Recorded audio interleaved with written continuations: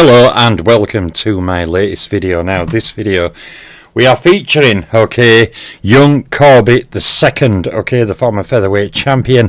Fantastic little fighter he was. Let us go through his career, beginning with his main opponents. Now young Corbett II, starts out on his list here with a win over great bantam and featherweight champion George Dixon from Canada. He then also fought in his career a trilogy of fights with terrible Terry McGovern. Young Corbett II won 2 of those, lost 0 and drew 1, and he also defeated former world champion Dave Sullivan. Next up is former lightweight champion Jimmy Britt. Young Corbett II fought him on 1 occasion, suffering a defeat, and then he twice fought the durable Dane battling Nelson, losing both fights. Next up, former pound for pound rated Oscar Gardner, a very tough contender. Young Corbett II defeated him in a singular fight. He then fought very capable contender Benny Younger on 2 occasions, suffering 1 loss and 1 draw from 2 fights. Next up is Kid Broad, his latest trilogy. Yeah, good evening, Martin. Good to see you, buddy. Kid Broad, whom young Corbett II fought in that mentioned trilogy, scoring 2 wins with 1 loss and no draws. He also gained a win over contender Eddie Santry before then fighting a 4-fight series against the very capable and underrated young Earn, scoring 1 win with 2 losses and 1 draw. Next up is Crocky Boyle, young Corbett II fought him on 1 occasion, suffering a defeat, and then he scored a singular win over contender Austin Rice, before then having his latest trilogy. So he's already had trilogies with Terry McGovern, Kid Broad, he's had a 4-fight series with Young Earn. Now he has a trilogy against contender Eddie Hanlon, scoring 1 win, 1 loss and 1 draw. Now the final 2 names on this first slide for young Corbett II. Yeah, good evening to Mr. James 810 as well, good to see you. Is George Memsick, who young Corbett II fought to a draw in a singular fight. He then also gained 2 wins over Jimmy Briggs. So there is the first slide for young Corbett II. On that slide, he's gained wins over fighters like Young Earn, Oscar Gardner, Dave Sullivan, Terry McGovern and George Dixon. But let us go on to his second slide now, and we begin with tough lightweight contender Tim Callahan, who I will cover on a video.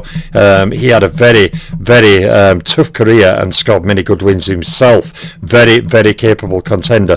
Now, Tim Callahan fought young Corbett II to a draw.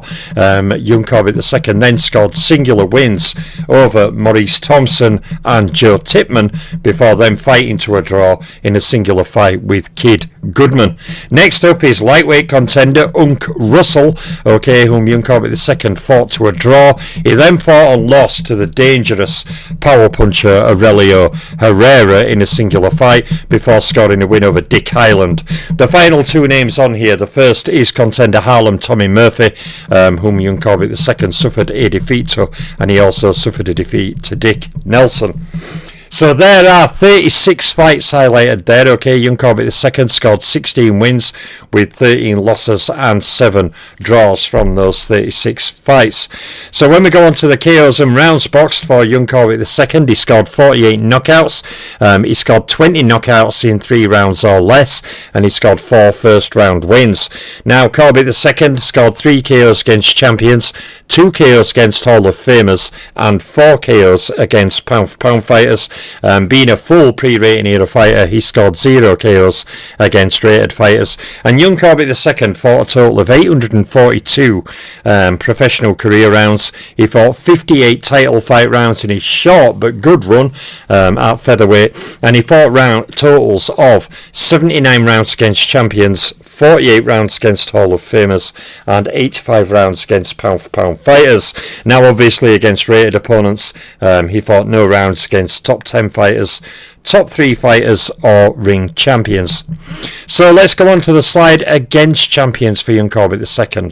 So in total he had 8 fights against champions, including 4 wins, 3 losses and 1 draw, and he defeated 3 individual champions, and not shoddy names they are: George Dixon, Terry McGovern and Dave Sullivan, and he scored knockout or stoppage over 2 of those 3 champions, that being Terry McGovern and Dave Sullivan.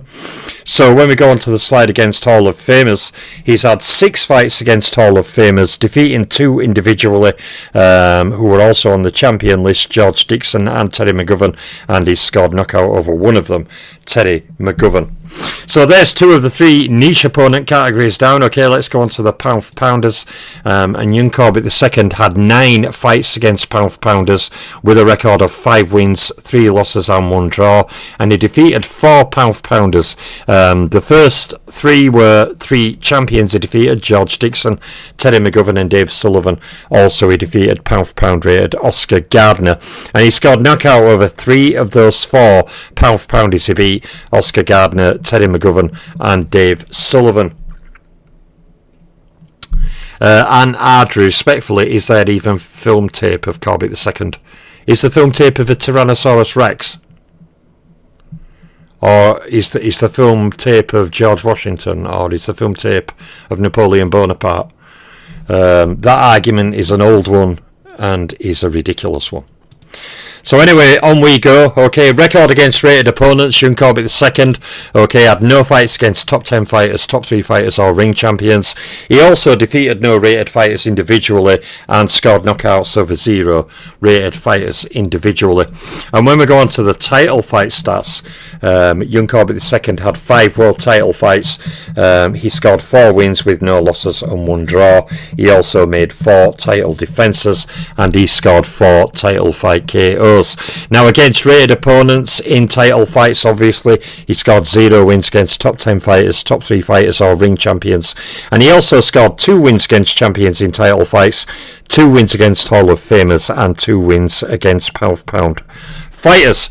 So going on 2 titles, one for young Corbett II, he captured the world featherweight title. He also captured the lineal featherweight title and the undisputed featherweight title. So just close out on the tape aspect, this is not in reference to Ann Ardrey, but in general I had this argument I've had it so many times, and I always go back to one thing, okay, and we can see that right now on YouTube, okay. You can go on YouTube and search for a popular fighter, say, well, not necessarily a hugely big name, but say a Jaron Ennis, okay, and you can watch him. And you can think, wow, he's fantastic. And then 5 other people can watch him, watching the same HD footage, and say they don't think he's very good. Then you'll find another 2 people who say he's most skilled welterweight at last 10 years. Then you'll find another 3 who'll say he's not the most skilled welterweight at 10 years. And this is all with the full HD quality footage that everybody can see. And guess what? Everybody disagrees. So even if there was film tape of young Corbett II, guess what? Some people would say he was good, some people would say he wasn't good. Because we have HD footage now. We have better footage now than the old footage that we do have access to. And people still can't agree who's good and who isn't. Many people say Pacquiao's better than Henry Armstrong. Many people say Henry Armstrong would batter Manny Pacquiao. Many people say Floyd's the greatest defensive fighter of all time. Many people say he's a fraud and he's not the greatest defensive fighter of all time. And guess what? This is with film footage. But unlike the old film footage, we have slow motion replays, we have in-corner cameras, we have all the advantages, we have the HD quality footage or 4K footage, and we still can't agree as boxing fans on who's the best and who isn't the best and who's the most skilled and who's less skilled. That's just an argument that I find is so ridiculous, because then when you go outside of boxing and you say, okay then, so what about Battle of Waterloo? Was it the greatest military win of all time? Some people will say it's one of them. Some people will say no. Some people will say it's Cannae with Hannibal. Some people will say it's Gaugamela with Alexander. You'll get people saying Cannae is the greatest military victory, Gaugamela is. The difference is not the footage. The thing that denotes how that footage is judged goes down to exactly the same thing that we all have, our opinions on what we are watching, and that is as diverse as film itself. I once, and what I always used to get hit with is, oh yeah, but Napoleon footage is different. footage matters in boxing, but we can accept everything else without footage, and the footage doesn't matter in that. I'll leave it there. Yeah, I'll just laugh at that argument now. I'm like, wow, is that argument still going on? This ain't too anardry, but I've encountered this. I've been dealing with this argument for over 10 years on YouTube, and I find it just as ridiculous now as I did back then. How do we know his record is legit? Well, how do we know that Hannibal did a triple envelopment at Cannae? When you answer that question, you'll answer yourself. So, there is my video on young Corbett II. Okay, I'll be doing another video tomorrow on a bit of a more modern fighter. Okay, opening up the light flyweight division. Okay, we have a fantastic little flyweight fighter from the last 40 years. He will open the light flyweight division tomorrow. And, you know, I'll be back soon with more videos. I'm Boxing Librarian. I'm out for now.